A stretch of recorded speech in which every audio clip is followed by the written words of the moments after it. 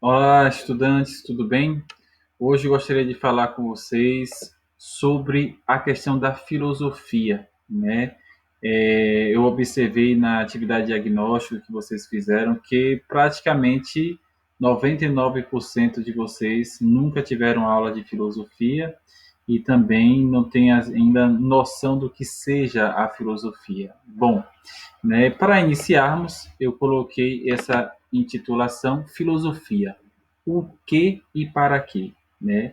É necessário a gente sempre partir da própria questão filosófica, que é essencial na filosofia. O que e para quê? A filosofia faz parte de um processo investigativo que, de alguma forma, todo ser humano traz dentro de si. Alguns engavetam, outros praticam, outros preferem ficar no limiar entre ser ou não ser. Ou seja, eu acredito naquela teoria de que o ser humano nasce filósofo, o ser humano, natureza, é naturalmente filosófico, porque ele busca admirar-se, questionar e entender o que as coisas são. Bom, mais próprio da filosofia, que é questionar, que é admirar-se e investigar o que as coisas são, o que ela é, enfim. O que e o para quê da filosofia. Bom, para entendermos bem, a gente precisa perceber que os próprios filósofos nos respondem. Eles mesmos questionam sobre o papel daquilo que eles mais amam, daquilo que eles mais buscam, que é a própria filosofia. Né? Quando a gente questiona o que, é uma busca sobre o conceito em si, mas ao mesmo tempo a essência daquilo que faz da filosofia ser o que ela é, o ser próprio da filosofia. E o para quê é a finalidade. Qual a finalidade dela? Né? Para que ela existe? Enfim, alguns filósofos vão nos dizer. Por exemplo, Platão diz assim: a admiração é própria da natureza do filósofo e a filosofia deriva apenas da estupefação. O que isso quer dizer, gente? Platão observa que todo filósofo que de fato é um filósofo que busca o conhecimento, a verdade e as incógnitas da vida, da natureza, do natural, do sobrenatural, ele se espanta. O que é esse espantar-se, essa estupefação? Ele parar, às vezes, diante do ordinário e pensar, mas como isso é possível? Como é que eu, analisando, por exemplo, uma simples gaivota a voar, eu paro e reflito, nossa, como é possível esse pássaro voar? Né? Algumas pessoas às vezes veem isso tão de maneira natural que às vezes nem para refletir, né? As pessoas comuns, entre aspas, porque todo mundo é comum, não se detém, né, em questionar-se sobre essas coisas tão ordinárias da vida. E aqueles que se questionaram diante disso, né, ultrapassaram e foram a fundo, né, e se tornaram grandes pensadores, cientistas, outros matemáticos, outros físicos, enfim, psicólogos.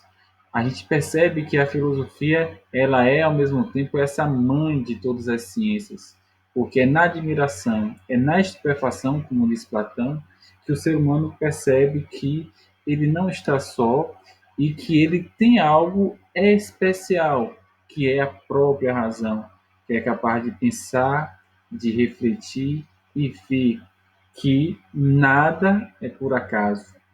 Tudo, de alguma forma, tem um sentido. E se tem sentido, tem uma finalidade. Se tem a finalidade, já traz em si algum tipo de característica que nós, através de nossa linguagem rasa e limitada, tenta dizer o que de cada coisa, né?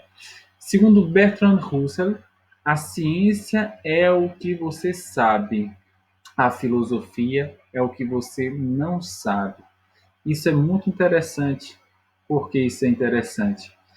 Se você levar em consideração aquilo que Sócrates disse, né, aquela frase marcante de Sócrates, só sei que nada sei, é a frase que eu poderia dizer que marca todo e qualquer filósofo que envereda-se em busca do conhecimento. O primeiro ponto, reconhecer-se ignorante. Ignore quer dizer não saber. Reconhecer-se que não sabe para de fato buscar aquilo que, não sabendo, quer entender. Infelizmente, as pessoas vivem como se soubesse tudo, como se conhecesse tudo, e às vezes não dá nem importância a um conselho, a uma palavra, a uma notícia, que às vezes é até interessante, né? Mas, dizendo, em outras palavras, as pessoas estão tão soberbas de si que perderam e engavetaram a sua essência filosófica, de buscar conhecer as coisas e reconhecer, né? Ser humilde para ver que não sabe de tudo, a gente não sabe de tudo. Já a ciência é o que você sabe. Uma coisa interessante, nesse conceito aqui, a ciência ela tem dois sentidos. A ciência no sentido de saber, de ter o entendimento de algo. E se você levar em consideração a ciência enquanto conhecimento geral científico, ela é especialista em algo, né? A ciência da medicina, a ciência da física, da mecânica. Nós vamos perceber que existem vários campos da ciência de especializar-se, porque ela já encontrou nas suas hipóteses, teorias e teses que garantam, né, a sua tecné, né? A sua técnica, que mais tarde a gente vai chamar, né, para os nossos dias, tecnologia, ou seja, o seu trabalho próprio e prático nas suas ações. Ou seja, a ciência e a filosofia, há algum tempo, era uma coisa só. Aos poucos, quando a gente se especializa e, de fato, evidencia teorias e leis, digamos assim, claras e evidentes, né, digamos, quase absolutas, existe uma especialização. Aí se separa-se daquilo que é essencial da filosofia, que é o sempre estar em busca do conhecimento, e aí nasce algo especial dessa filosofia. Por isso que eu gosto sempre de dizer que a filosofia é a mãe de todas as ciências. Né? Quando Pitágoras buscou investigar os números e as possibilidades matemáticas, ele não quer dizer que ele deixou de ser filósofo, mas ele deu origem a uma das filhas da filosofia, que é a matemática, né? E a geometria implícita nela. Depois, não se ensina a filosofia, ensina-se a filosofar. Immanuel Kant é uma outra questão própria da filosofia. Às vezes a gente coloca a filosofia como mais uma disciplina. Olha, eu estudo no colégio tal, no meu colégio eu tenho 12 matérias: matemática, português, artes, história, inglês e filosofia e, bom, entre outras. É como se a filosofia fosse uma disciplina entre outras. E como todas essas outras disciplinas, a filosofia também vai ter um objeto específico para ser estudado e, digamos assim, adquirido como conhecimento para a minha formação e preparação enquanto estudante. Não é assim por uma questão institucional, né, e pedagógica, mas também não é bem assim. Se você analisar, a filosofia é diferente da matemática, do português, da história, da biologia, ela não tem um objeto de pesquisa próprio, porque ela não se prende. Ela é tão livre, a filosofia, que ela não consegue prender-se a um objeto apenas de pesquisa. E quando ela se prende, ela deixa de ser o que ela é e passa a ser outra coisa. Assim aconteceu quando Pitágoras, tanto aprofundando nos números, transformou-se em um matemático. Não quer dizer que ele deixou de ser filósofo, mas ele se prendeu tanto aos números que se tornou, enfim, um matemático. Isso foi bom, isso desenvolveu na ciência matemática até os nossos dias boas e importantíssimas teorias. Né? De alguma forma, a filosofia ela está tateando em todas as matérias, em todas as disciplinas, e ao mesmo tempo ela não se identifica com um apenas ou com isso ou aquilo, é com tudo isso, é com tudo isso, com tudo aquilo, com todas as disciplinas e matérias. Eu sei que o que eu estou falando parece ser confuso, porque você que ainda não teve uma aproximação ou um estudo filosófico, talvez esteja se questionando, nossa, afinal, eu não estou conseguindo entender o que é essa filosofia. Né? Isso aqui eu só estou fazendo uma introdução. Eu gosto de fazer como é que eu poderia dizer, esse jogo de informações e palavras para você observar que a filosofia ela é dinâmica, ela é híbrida, ela é volátil. A filosofia, segundo Cícero, é o melhor remédio para a mente. Isso aqui é o ponto que eu gosto de chamar de utensílio, ou digamos assim, a ferramenta da filosofia, a mente, a razão, certo? Nós sabemos que o pedreiro se utiliza, né, da massa do cimento, da colher do pedreiro, né, da maceira. Nós sabemos que o padeiro se utiliza, né, da Barcelona para misturar, né, a farinha, o trigo, a água e fazer o pão. Nós sabemos também que o taxista tem como sua principal ferramenta de trabalho o seu automóvel, o seu táxi. Né? Cada profissional tem uma ferramenta específica de trabalho e com ela ele é, digamos assim, quase uma só coisa. Né? Na filosofia não é diferente, ela tem uma ferramenta e por que pareça essa ferramenta não é uma ferramenta mecânica, ela é uma ferramenta intelectiva. A ferramenta da filosofia é a nossa faculdade mais, eu não diria mais importante, mas aquela que nos torna, digamos assim, seres extraordinários em relação aos demais seres da natureza, que é a razão. E através da razão, como Cícero mostra aqui, nós temos a filosofia como um remédio, porque ela torna o ser humano capaz de, meditando em sua mente ideias, reflexões, conceitos, esse ser humano se desenvolve e esse remédio cura o ser humano de sua natureza animalesca e o torna cada vez mais um ser que se desenvolve, que se especializa e que encontra em várias formas do pensar, do conceituar, a sua propriedade, né, que é a natureza humana, racional, intelectiva. Outro grande filósofo, Epicuro, diz o seguinte: se queres verdadeira liberdade, deves fazer-te servo da filosofia. Olha só que interessante. Como eu falei no instante, a filosofia tem essa característica. Ela é livre. Ela não se prende a apenas um objeto de pesquisa. Ela busca em tudo conhecer. Né? Mas isso também não quer dizer que o filósofo sabe de tudo. Né? Não é bem isso. O filósofo não sabe de tudo, mas ele em tudo busca saber. Em tudo ele busca conhecer. Não que ele vai saber de tudo, que é impossível, mas ele vai buscar em tudo saber para entender. E entendendo, compreender-se a si mesmo, evoluir-se, libertar-se, digamos assim, fazendo aquela alusão que vocês vão estudar com calma da alegoria das cavernas, libertar-se das correntes que nos prendem à caverna, dessa mundanidade do mundo, digamos assim, né, entre aspas. E aí a gente saindo das cavernas perceber que existe algo muito além do ordinário, que o ordinário ele é ao mesmo tempo extraordinário, né? Isso é importante.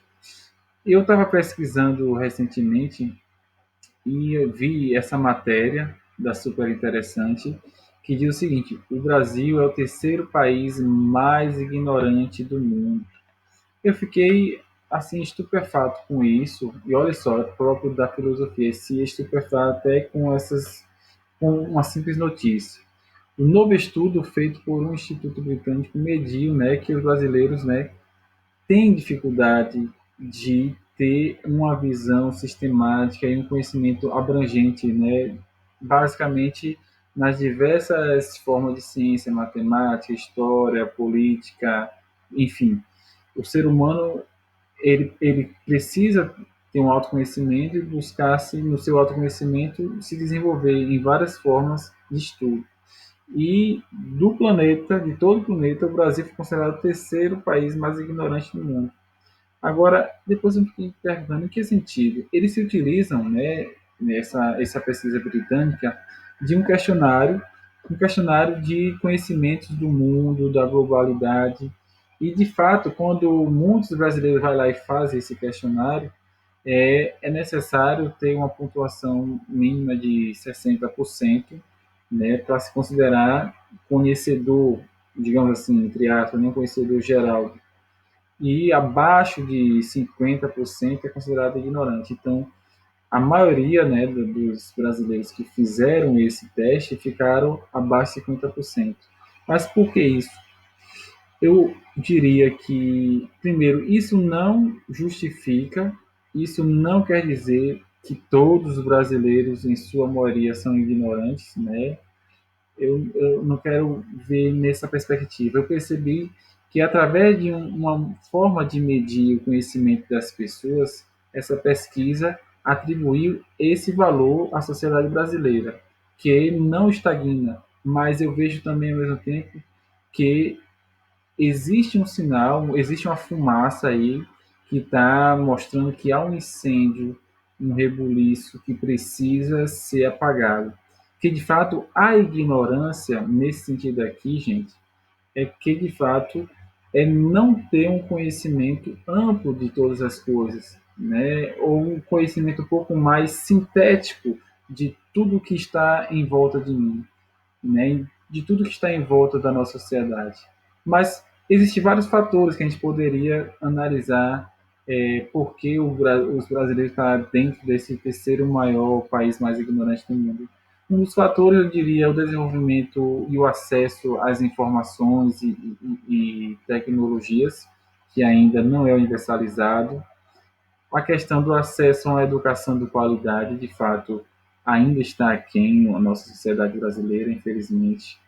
E em situações como a questão financeira, que muitas pessoas abandonam os estudos logo cedo para ir trabalhar, e essa realidade que parecia diminuir, parece que está aumentando, mas eu colocaria um outro fator, a pouca bagagem filosófica, né? O Brasil é um país ainda muito voltado ao tecnicismo.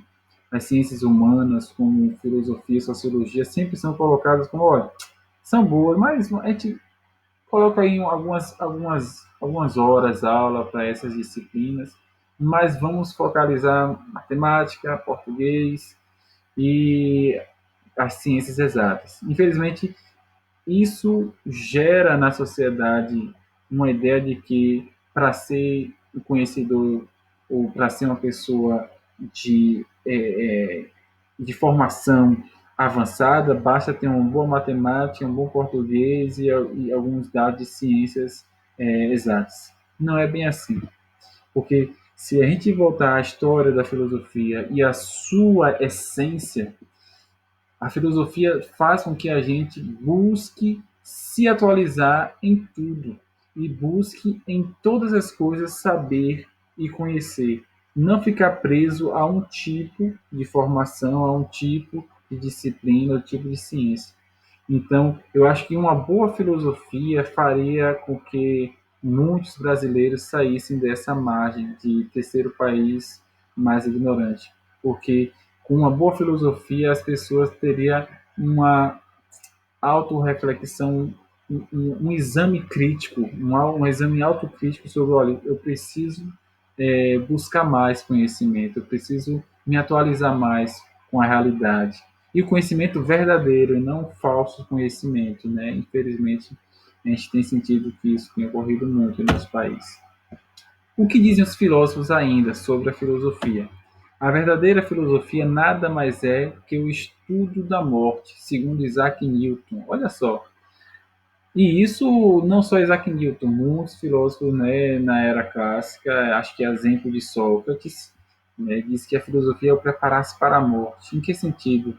O homem, ao tomar consciência da sua finitude e limitação, ele busca a todo momento, a todo instante, realizar-se enquanto ser humano. E para realizar-se enquanto ser humano, ele busca em cada aspecto de sua vida, familiar, profissional, pessoal, profissional, enfim, de modo geral, o ser humano busca se realizar e, vendo a sua finitude, ele busca, digamos assim, alimentar-se mais e mais de conhecimento, mais e mais de experiências que o desenvolva para garantir que antes da sua é, eminente morte, ele possa ter alcançado o máximo possível de realizações.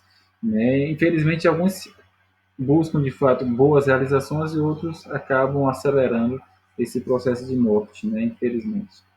A superstição põe o mundo em chamas, a filosofia apaga-as. Olha só que interessante. Se a gente perceber toda crença, toda superstição, se a gente analisar na nossa realidade as fake news e as tantas mentiras que existem aí espalhadas nas redes sociais, é como se acendesse uma chama de polarização, de disputas, de conflitos intelectuais e às vezes falsos conflitos intelectuais, às vezes estão debatendo coisas que não condizem com a realidade. Essa situação é muito ligada a essa tal superstição de Voltaire. Eu diria hoje o senso comum no lugar da superstição, a crendice em todos os sentidos, não é no sentido só religioso, no sentido religioso fanático, não. Estou falando as crendices no sentido, às vezes, de senso comum, de coisas ordinárias da vida. As pessoas acabam colocando nessas superstições e crendices de senso comum uma verdade tão absoluta que gera incêndios, conflitos e divisões. A filosofia vem e diz: olha, não é bem assim. Reflita, será que foi de fato assim? Questione-se, será que de fato isso é verdade? Condiz com a evidência? Esse argumento tem lógica?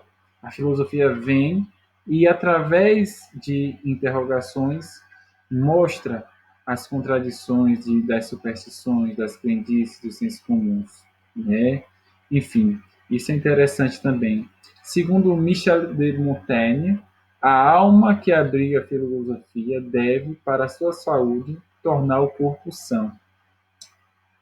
É interessante esse aspecto que aquela visão de que o filósofo é aquele homem que vive olhando para o céu, imaginando as coisas como se fosse fora da realidade, mostra que os próprios filósofos, né, combatem essa ideia. Montaigne, por exemplo, diz que não adianta eu ter uma visão de uma alma intelectiva supra-sumo de estudos, de conhecimento, se o meu corpo, se minha vida afetiva, ela esmorece.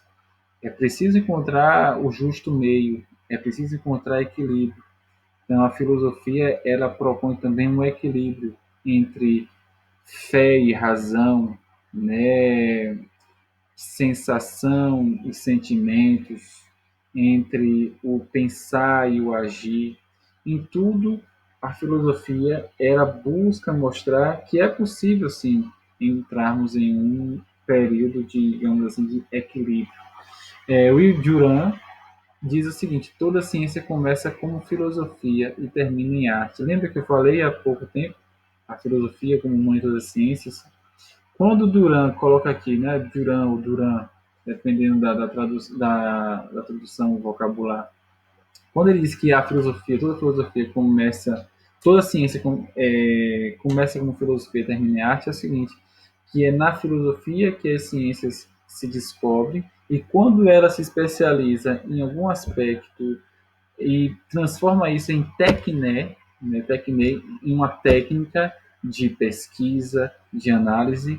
A tecné, do grego, para uma tradução nossa, seria a arte.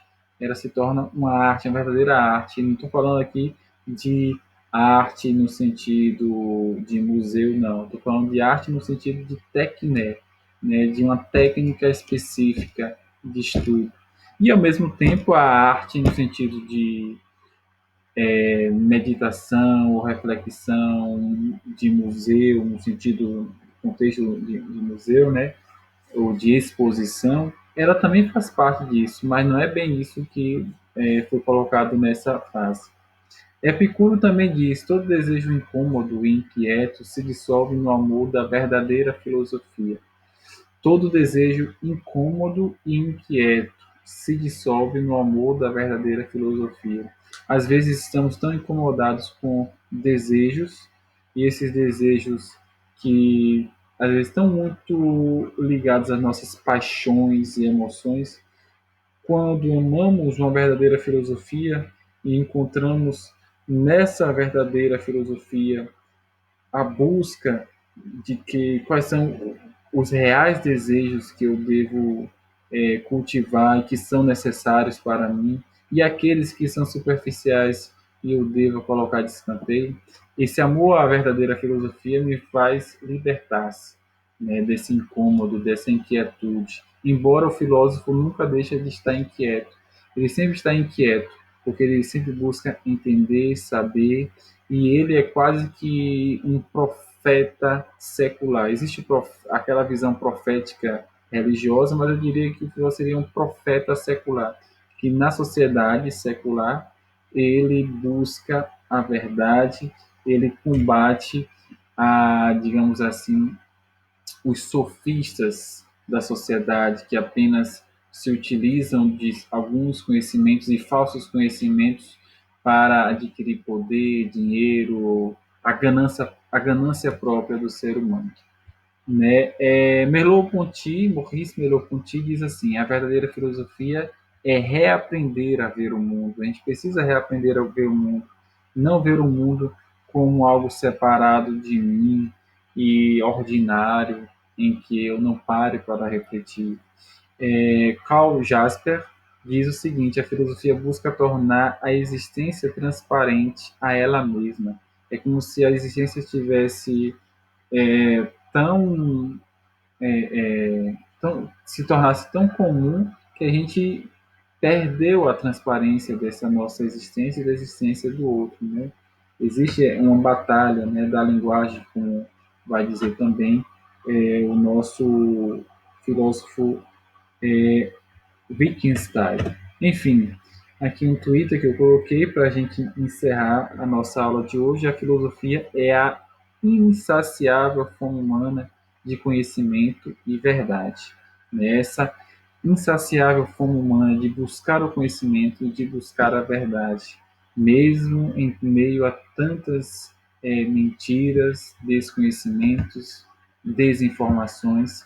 No fundo, todo ser humano ele tem em si essa fome insaciável de fato, adquirir conhecimento verdadeiro, justo e bom, né, como outrora disseram os filósofos clássicos. Certo? Para finalizar, de fato, o conceito de filosofia. Até agora só falei o que diz os filósofos e aquilo que eu resumi na minha visão filosófica. Mas se for tratar de fato da etimologia da palavra, de forma genérica, filosofia vem do grego, né? Filosofia, filosofia, literalmente, amor pela sabedoria. Philos, né? Quer dizer amor de amigo, amizade, e sofia, que quer dizer conhecimento, sabedoria. Então, de modo geral, esse é o conceito da filosofia: amor à sabedoria, busca pelo conhecimento, amizade, digamos assim, ao saber.